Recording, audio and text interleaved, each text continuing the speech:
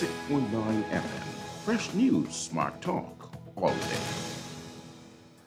The views and opinions of the hosts and guests are their own and do not necessarily reflect the position of the management and staff of Guardian Network.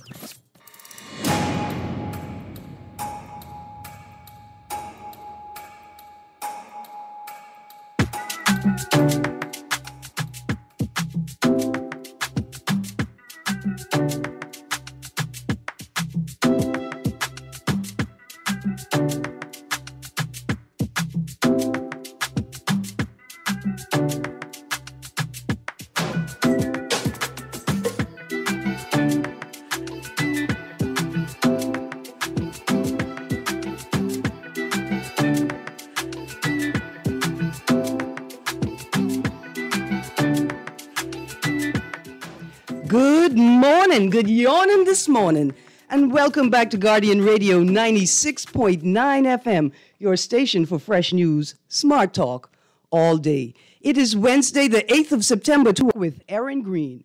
On the clock, we engage organizations, institutions, social and cultural leaders, and ordinary people to better understand public policy, private sector development, and emerging social and consumer trends. On the clock, we have conversations that help us understand and navigate a rapidly changing Bahamas. Today's show is brought to you by the Department of Inland Revenue. And to start the show, I have a brief message about the Employment Incentive Program. Did you know that VAT-registered businesses who are tax compliant are eligible to participate in the government's Employment Incentive Program and can receive up to $400 per week in tax credit for up to 10 new full-time employees? Visit atlas.revenue.gov.bs to apply. The offer is valid until December 31st, 2021. And this message is brought to you by the Department of Inland Revenue. Well, good morning. Remember, we're streaming live audio and video on GuardianTalkRadio.com. You can listen on TV on Cable Bahamas, Channel 969, or Flow, Channel 612. Or you can download the Guardian Radio app for your Apple or Android smart devices and listen to our audio feed or watch us on our video feed right there on the Guardian Radio app. You can text us on the Guardian Radio text line. That's 422-GR96. That's 422-4796. And that's powered by BTC. Standard text rates apply. You can also call us at 323-6232, 325-4316, and 325-4259. Today's show is entitled 8 Days Till General Election 2021. And today I plan on taking a look at several of the parties' manifestos, or the parts of their manifestos or blueprints or plans for the future that speak to social issues, social justice, social policy, speaks to the social security net, speaks to people policy, policies that speak specifically and directly to the lives and needs of people. So we're going to get into that in a second. I want to say good morning to everybody that got on that boat to Mayaguana yesterday and woke up realizing that you was heading to Andros. Right? It was not a mistake. Listen, Godspeed. I hope you bring plenty books. It already take you 7 days to sail from Nassau to Mayaguana. How could they do that? How could they? Anyway, I don't know what happened. I just know that the people that run the mailboats are hard-working Bahamians. I know that they care about the people that use and have to use the mailboat system, as opposed to, I'm not quite sure if the people who are responsible for managing and maintaining the system care as much, but the people who run the boats, operate the boats, maintain the boats, the people who work on the boats, they care. And I hope that somehow we could focus on policies that improve inter-island travel. Why does every mailboat have to come to Nassau before it go to another family island? Like why I can't send my goods straight to Eleuthera? Now, mind you, Nassau people, we may have to lobby against this. Because if the Andros and the Eleuthera people start trading in between themselves, none of the niceness that they grow may make it to Nassau. They may just cut us out because we don't really have much to trade with them of value. So us Nassau people, little Nassau-centric. But why? Why would I have to put my items from Eleuthera on a boat to Nassau and then on a boat to Abaco? Why can't I put my items on a boat in Eleuthera to go to another family island? And what about insurance and maintenance of goods traveling? What type of systems can be put in place to ensure that goods will be moved the highest level of quality control?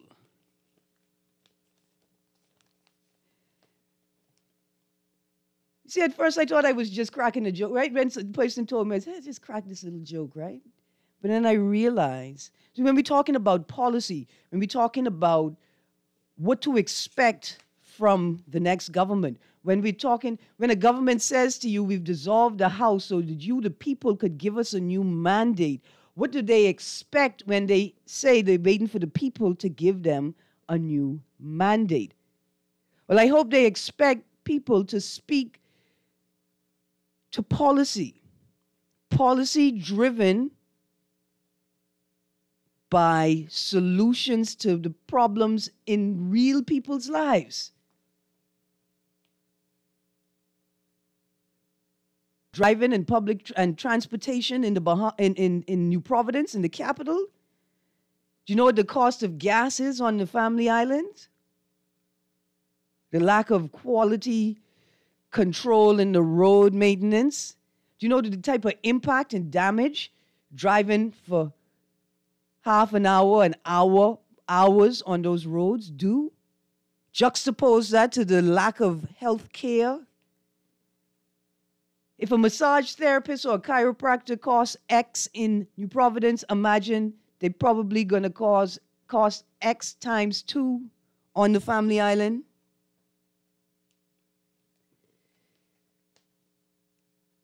What are candidates and parties thinking about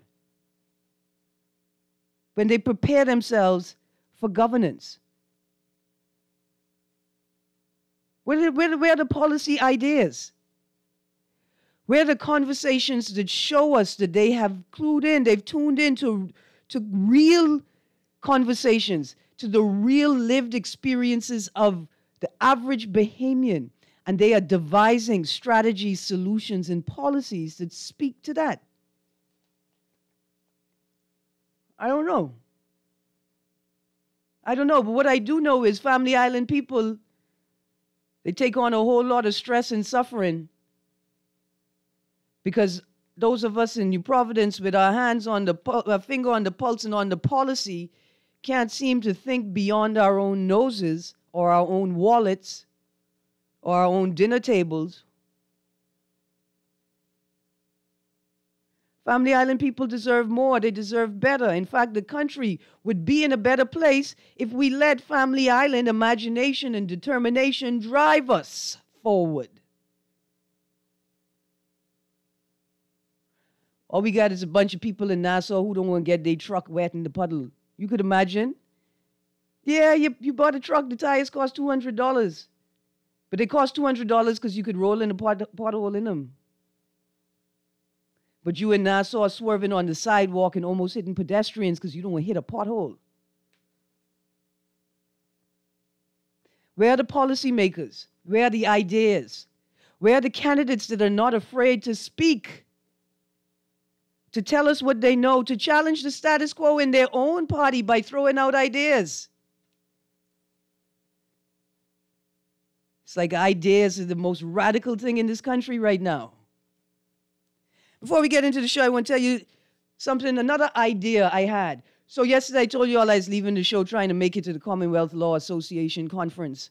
And I made it without breaking a traffic law and speed or nothing. Of course, I wasn't driving either.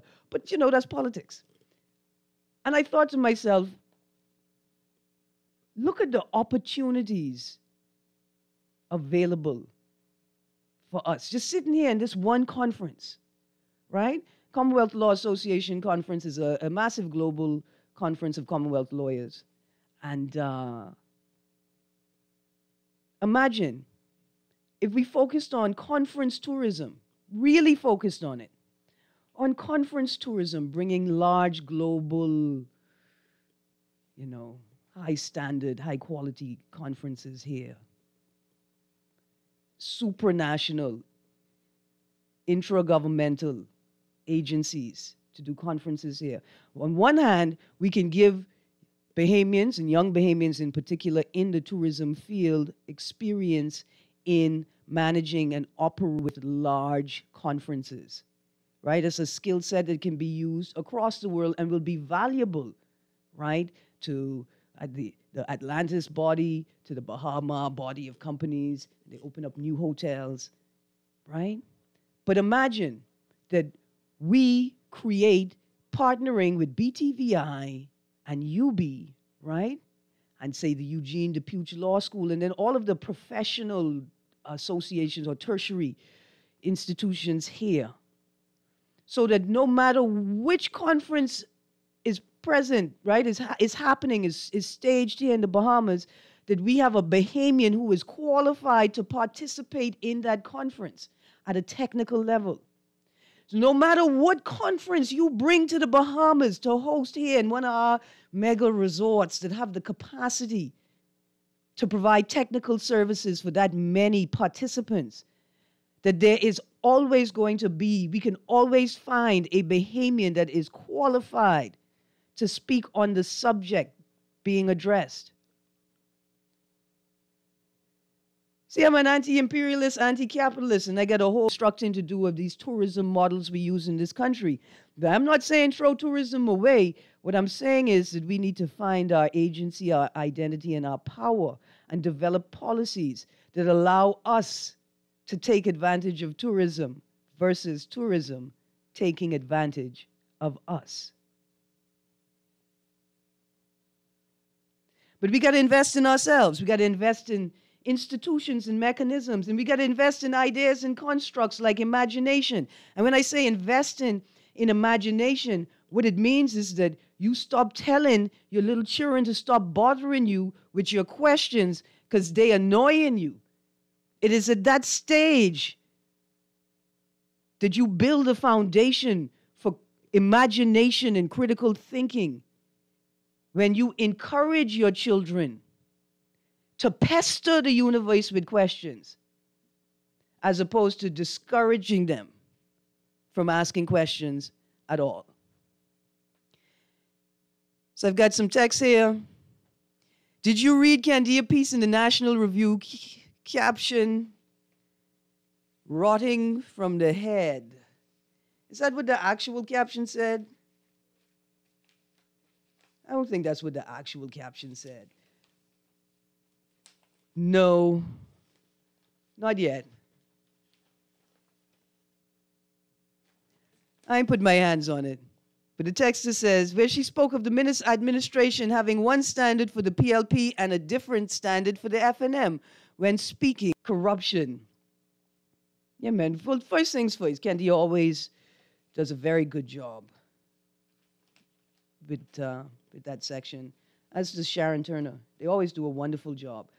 I mean, I think that's pretty obvious, eh? And I didn't really want to get into it because I don't have the details on some of these matters. And it's such a thin line to walk.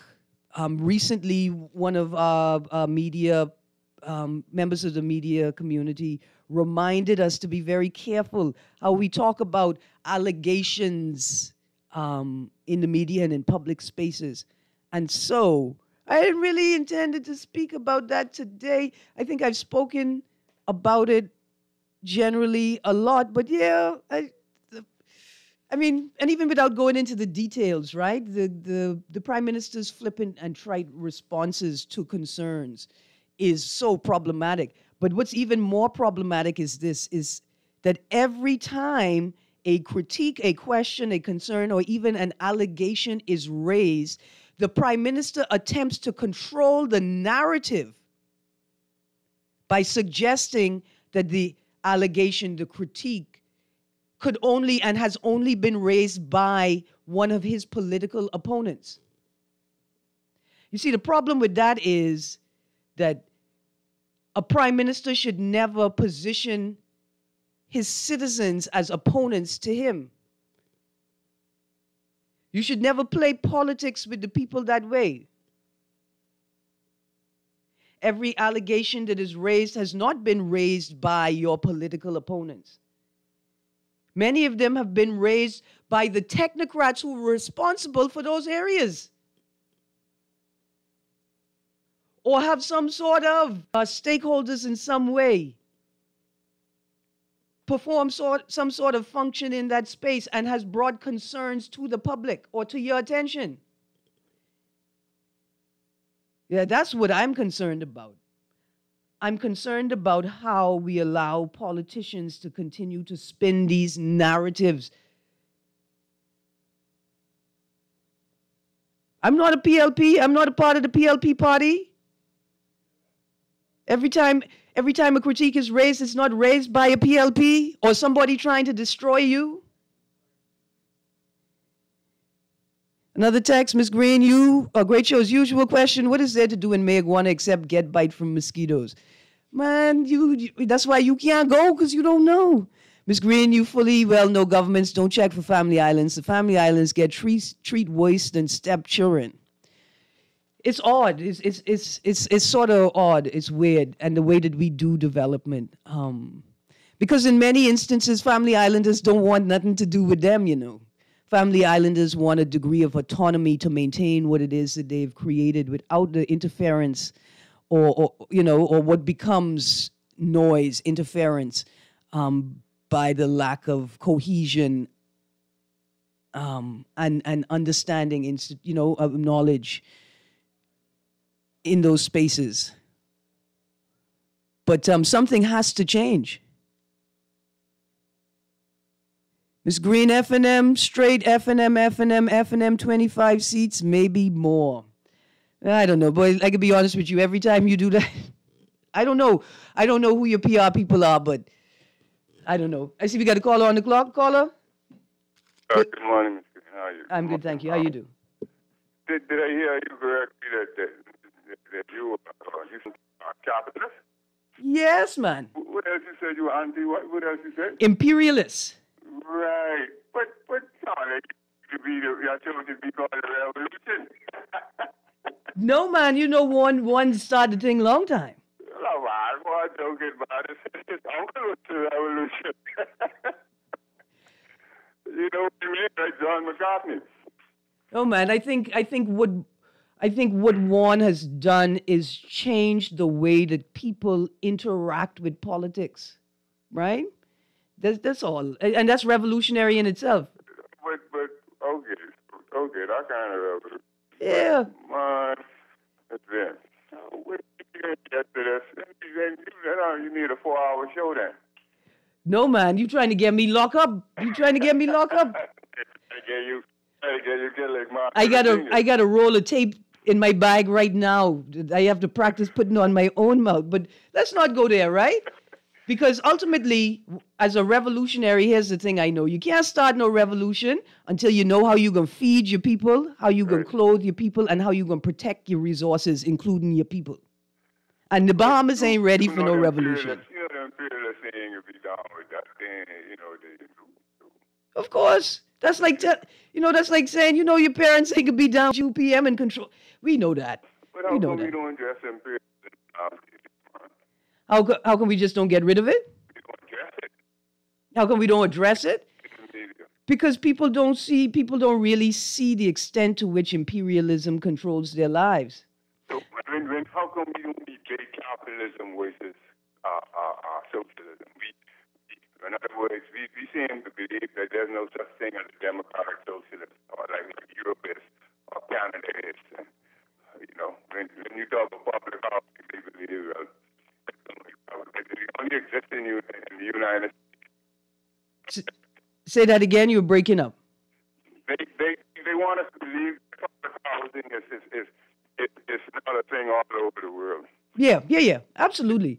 And they believe that these people in public housing, they don't pay their rent and they low rent and they don't break it up and things. They don't see that public housing is always for those who can't afford to pay their rent. Yeah, but it's funny because many people who claim that they're capitalists, right? And they sit there and say, well, I mean, I think these policies are fine because I'm a capitalist. They're not really capitalists. They're tools of a capitalist, right? Like Jeff Bezos, he's a capitalist. That boy is a capitalist. And all of us who pay in Amazon, who think we capitalists and be buying things, a couple things, and maybe reselling them, or look at me, I'm saving money. I'm not going to get caught up in this economic goods.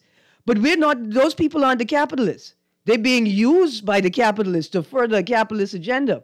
And that's a part of the reason why we don't challenge it, because we think that we are the capitalists that has an advantage in the capitalist system. We don't understand that we are the worker or the laborer that's being taken advantage of in a capitalist system. And until we could see that, we can't move anywhere. You know what I see, right? They go to these schools, right, that don't teach them Marxism. How could you know about capitalism, right, and socialism? Man, but that's like communism, because that's another thing, Well, listen, that's like a parent teaching the children about the Child Protection Act, especially the section that say you can't be children. They just ain't going to do it, right? Like, they just ain't going to do it. People say they're so educated, but they don't know that the schools that they go to don't teach these things. For them to know about Marx, they got to do that on their own. Right, and before you could denounce it. See, right. before you could denounce it. So you ain't really going to read the book. You definitely ain't the teacher in your high school. The youth in the nation ain't going to read it. Because they done call it a communist. I mean, you can, in other words, the social aspect, the socialism aspects of Marx, they don't realize that democratism is a big thing. That's a check on the capitalism that they practice. I agree. And when is our country going to get to it? And my God, the people don't even want to pay the taxes. And I heard someone say this morning that they forget that the middle class people, they get thrown out. They buy not only from the mortgage corporation but from the private commercial banks. Mm-hmm. The poor, they can't afford to pay their mortgage. What you think with the poor people? How you ain't got no housing, no housing agenda for the poor? You got low cost housing, that's not for the poor. Listen, I gotta go. But I want to say this. One more thing before I go. Yeah. And then what they went, they go into public-private housing. They go into public-private thing. Remember. I don't want to be political, right? What's the name of that place? People, the I remember that, right? No. He got most of the contract for the last PLP thing with the public housing. I got you. Public housing, the low-cost housing. I got you. So I don't have enough details about that to confirm or verify that. But here's what I wanna highlight. Right? It's 8 days until the election. And I don't hear one politician talking about any of the issues that this gentleman, right? And in fact, in the manifestos that I looked at last night, one of the first issues that I identified was homelessness, right? Like one of the social security net issues was homelessness, or we call houselessness, right? And I'm looking at the PLP, the DNA, and the FNM. To be honest, I couldn't find anything for the United Coalition Party. And when I looked at the Coalition of Independence website, I couldn't find anything that spoke specifically to policies about social security, network, social justice, human rights, vulnerable people. I couldn't find anything, right? And I'm going to say, I didn't go to Reese Chipman. I didn't get a chance to go to your page. And I am severely disappointed in, what has been included in the manifesto, what's been addressed, what's been shared. And so what that caller shared just now, if politicians and candidates are not speaking at that level, if they're not using, if they don't sound like that, and if they don't sound like they not struggling, but they putting a lot of effort into trying to find a solution, right? Because these are big and heavy concerns. But if ain't nobody talking about the housing crisis, 8 days away from the election, then what are they talking about? Anyway, you know what the music means. We're going to a break, and when we get back, we will bring in my guest, Alicia Wallace, and we're going to be looking at these manifestos and looking at the future. Stay tuned. We'll be right back.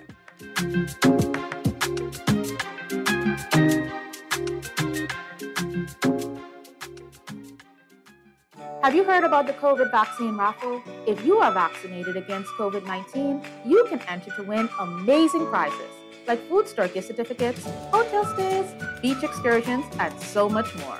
Even if you are previously vaccinated, you can still enter to win. The COVID vaccine is free, safe, and protects you from severe COVID-19 infections. Don't delay. Get vaccinated today and enter to win. Visit www.va.com to register. Like what you're hearing on the show? Want to support the conversation? Sponsor On the Clock today. Call Janet Lees at 302-2304. That's 302-2304. Be the solution. Sponsor On the Clock with Erin Greene, where she dissects, we discuss, and you decide. I've been representing all my life. I'm getting ready to make it count this time. Since it's 2021 for your family line, you better get ready. It's about that time. So tell mama to be ready. Tell it to the whole family. Go round the top for two. The count depends on you. So tell Ted to go tell below. Mark it down on your calendar. Since it's 2021, this one's for everyone. This is Guardian Radio, your station for up-to-the-minute news, intelligent, interactive, and engaging conversation. 96.9 FM.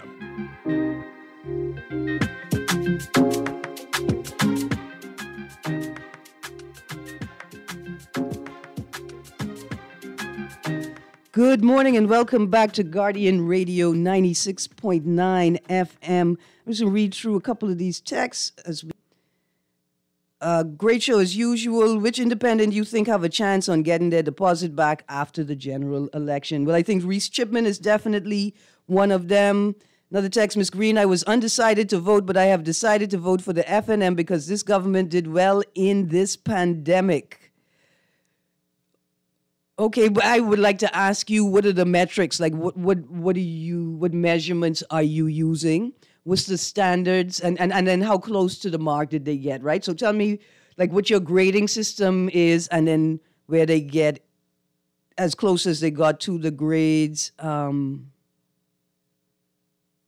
Another text, last week I hear Leslie bad-mouthing Dr. Minnis on the news because he wanted to get his daughter elected. But this the same Leslie went to FNM rally to endorse Dr. Minnis as the next great leader. This is the foolish games we play in this country. Why are you worried about that? I still haven't seen or heard the leader of the PLP or the leader of the FNM get up in a public ad and address the smearing and the mudslinging media groups that have been created. I haven't seen them get serious about it and indicate that they're prepared to prosecute or to have charged even members of their own team that they find doing it to other political parties. You're worried about that? You got to worry what the politicians are doing to us.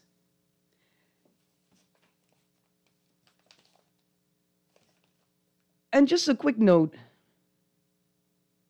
What's going on in Grand Bahama with the Grand Bahama Utility Company?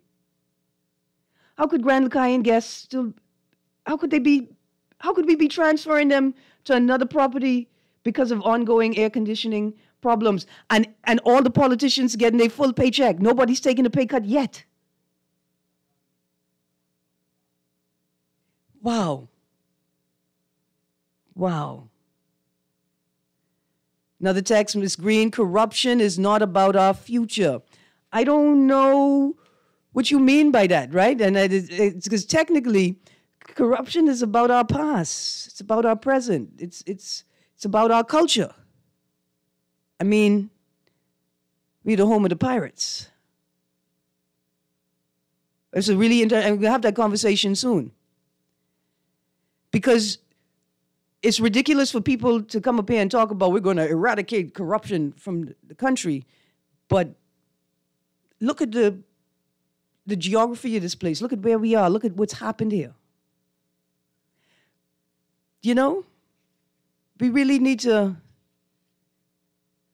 invest in some real introspection because we're not serious about these things. We're not being serious with each other. Authentic adults, mature. We're not having real conversations with each other about the things that really matter, and we're certainly not having them with our children. Continue to enslave our children, you know. We're not honest with them. We're not real with them. We're not authentic with them. We don't speak authentically to the issues at hand, to the past. We don't want to talk about the drug culture. We want to talk about how much infrastructure in this country was initially created from drug money. We don't want to talk about any of that.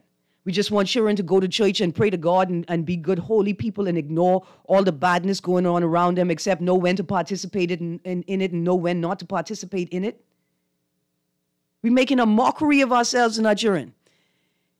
Anyway, it's time for me to get to my guest. Kermit, is that a caller on the line or is that Miss Wallace? Is it a caller? Good morning. Good morning, caller. You still there? Hello. Good morning. A pleasure. Good morning, Miss Greene. Hey, good morning, Sparky. How you doing? Well, my phone was ringing for a long time, but anyway, something to be so. If you could give me a few moments like you gave the last gentleman you spoke with. I can't, not too long, because I got to... I know that. I got 30 seconds. Certain people get it whole day.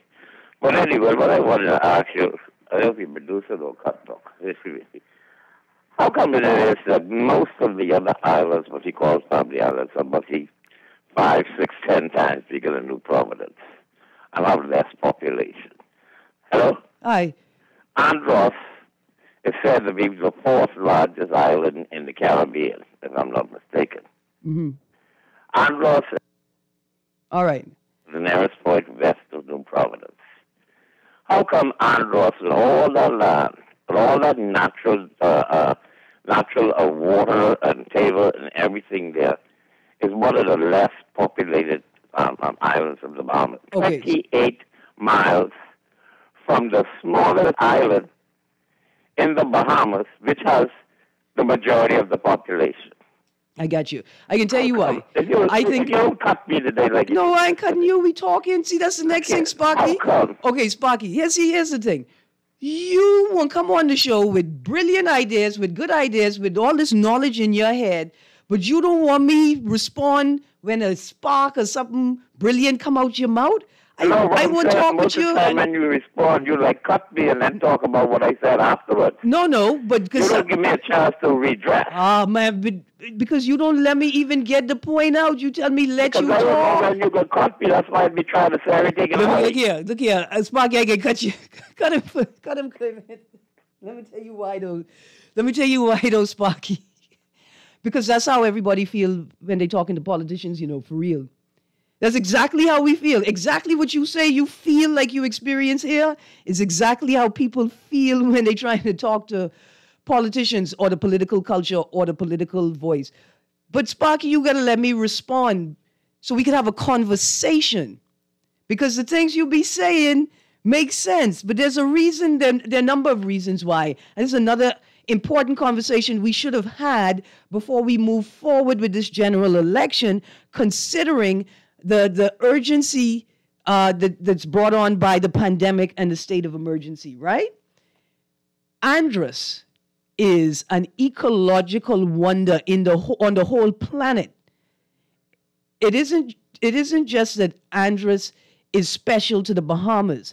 Andros is special to the whole world, the same way that the Bahamas isn't just special to the U.S. in a sort of geopolitical sense. The Bahamas is special and valuable to the entire planet because of a geographic, like a geological sense, right? We don't need to make Andros a population center. We don't have the infrastructure or cultures in individual, personal, and collective cultures in place to develop Andros and protect what is there, what we understand and what we don't understand yet. But here's another thing. Governments are lazy. They're lazy. And if we allow them to see the country only as a political construct or a set of infrastructure, right, then they will make cost-effective decisions continually. And implementing infrastructure in each family island without a foreign direct investor to drive the economic process, right, is to a government like ridiculous, right? Like they don't make any sense to them. That's just too much money to spend on people, despite the fact that the people are the country.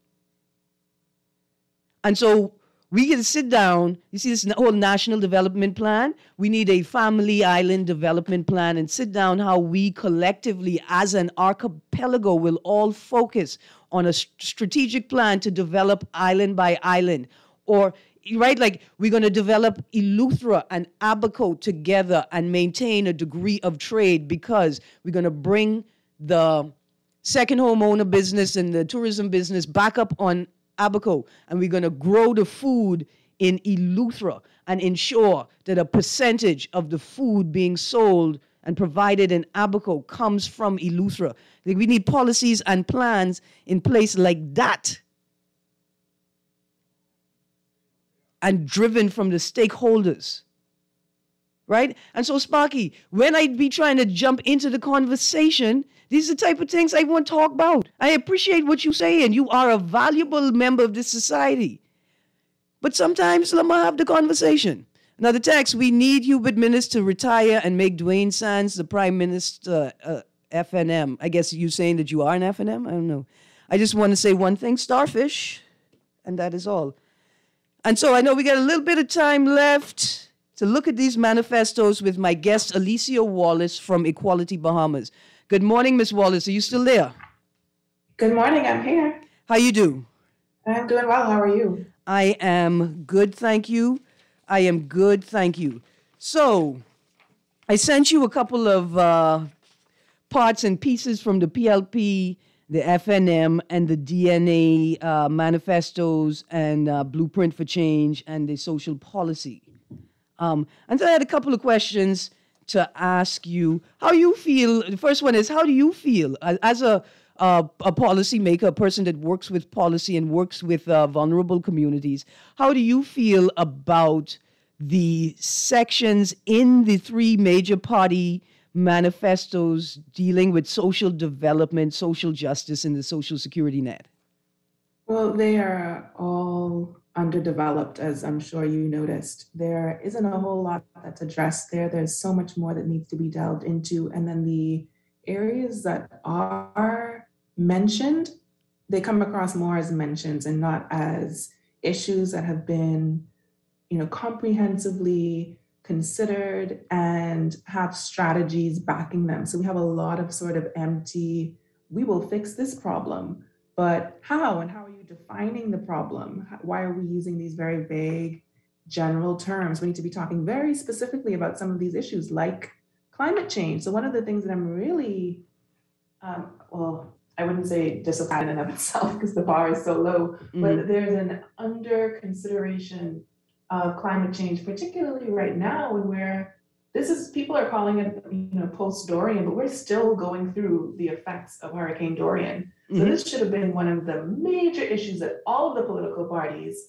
and the candidates themselves put a lot of thought into and got a lot of feedback, did consultation to consider some of the policies, the legislation, and the actions, the programs that we need to be putting in place to mitigate the issue of climate change, but also responding to disaster. Absolutely. And so let's talk about climate change just for a second.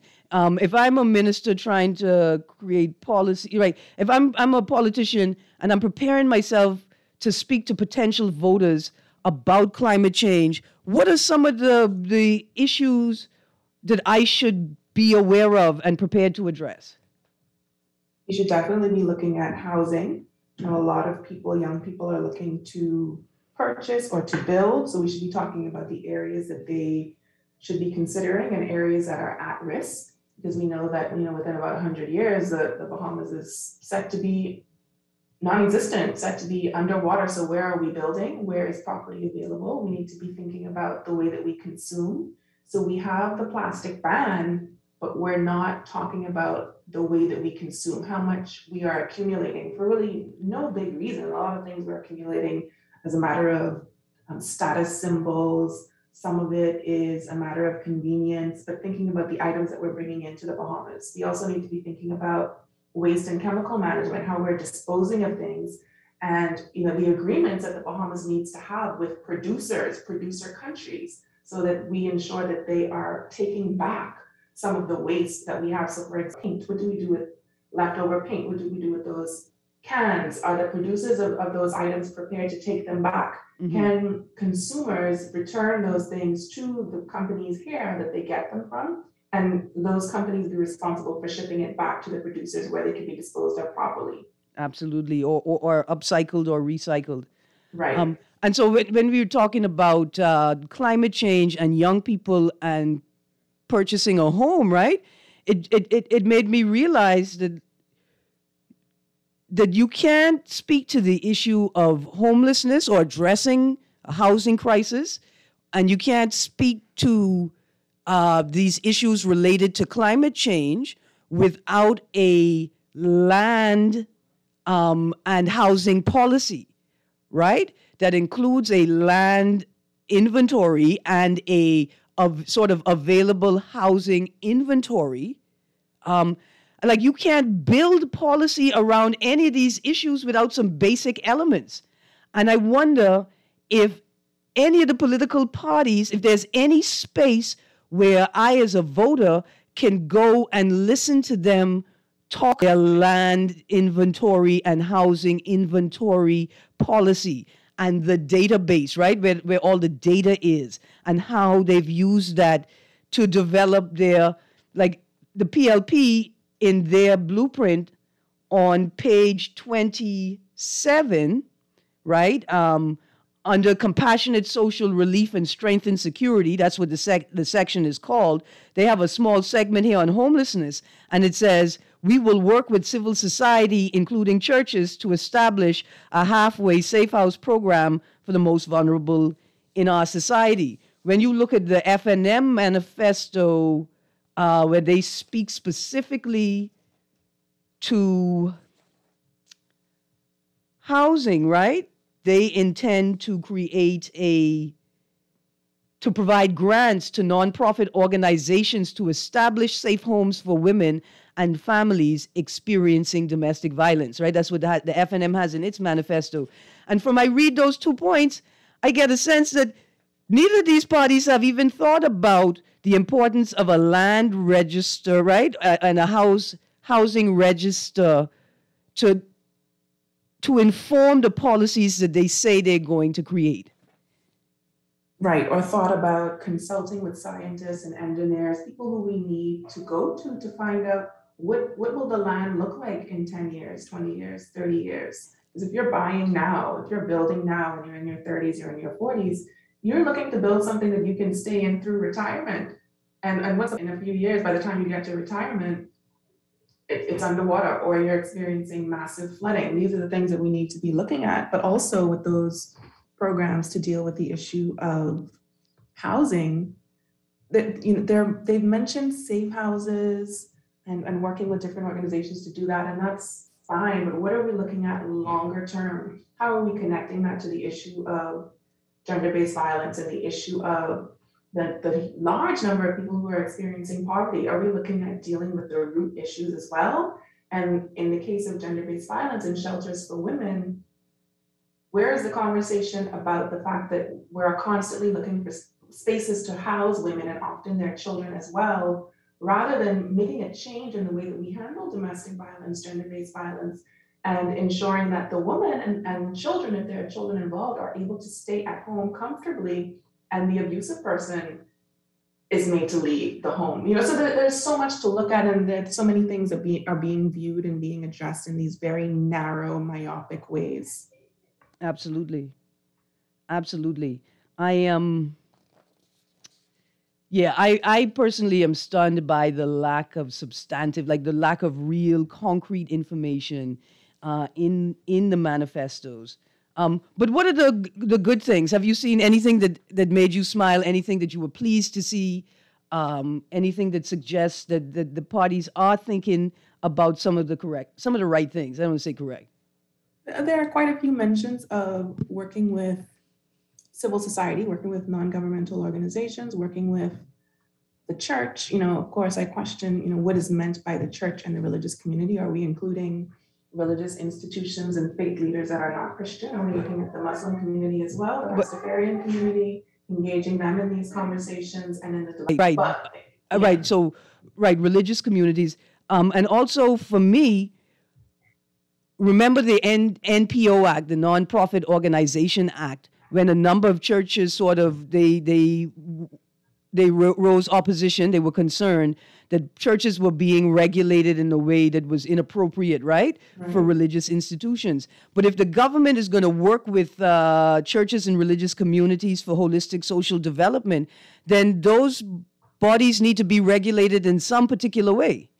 Absolutely, and there's mention of providing funding to churches to sustain these partnerships. So that's something that definitely needs to be looked at a little deeper. Yeah, and I think people are okay with the church getting money and the church doing work, but I think people also require the church to be regulated to ensure the protection of the vulnerable people that the church is serving.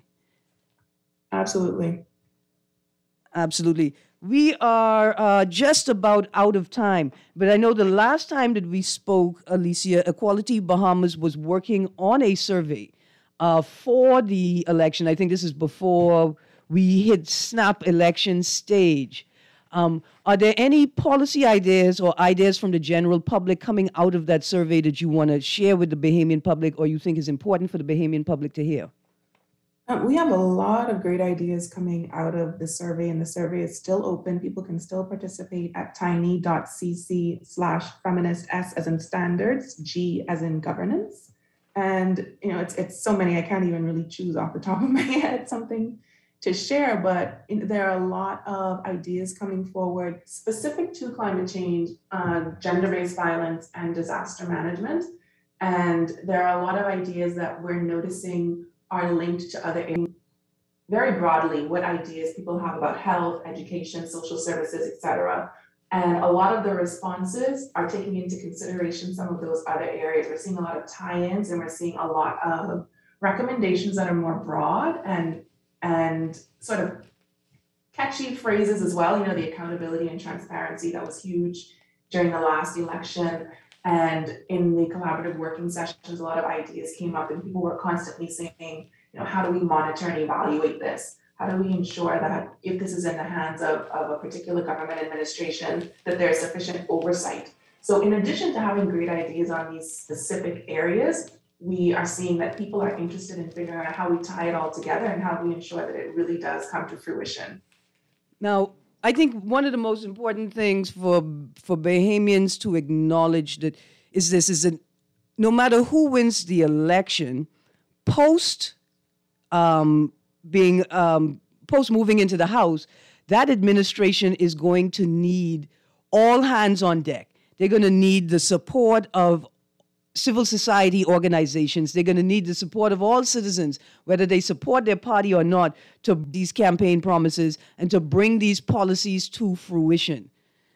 Do you think that's true, or you think I just is a socialist trying to get people to do the government job? No, definitely. We need to be involved in governance. And this is something that I got into a little bit in my column this week, which is in the newspaper today. But looking at how we participate in governance and understanding our role as citizens, as going beyond this vote. There's so much focus on, we only get to vote once every 5 years, and that's when we get to express our displeasure, usually not really interested in another party or another set of candidates, but our interest in kind of sticking it to the people who we think have screwed us over for the past 5 years. But we are the government. We are supposed to be participating in this process. And right now we need to be demanding the sort of systems that would facilitate a fuller participation, making sure that constituency offices are open, making sure that we are aware of the expertise of the people within our constituencies, within the country, within different islands that can be contributing to policy making, changes to legislation and development of programs and activities that would help to move us forward. We need to be involved in governance every single day. Absolutely. You hear that music? That means it's time to go. I want to thank you so much, Alicia Wallace from Equality Bahamas, for joining me today. I want to thank all my callers and texters. I want to thank Sparky for being the inspiration. Sparky, we got to talk, though. You really sparked some brilliant thoughts. And to the rest, to the Bahamas, tomorrow we ain't talking no politics. Don't call my show trying to talk politics. Don't even crack a funny political joke. Tomorrow, all day tomorrow. It's 11 a.m. Levon Miller is up next, so stay tuned to 96.9 FM, Guardian Radio, your station for fresh news, smart talk, all day. Have a great day, Bahamas. Love yourself.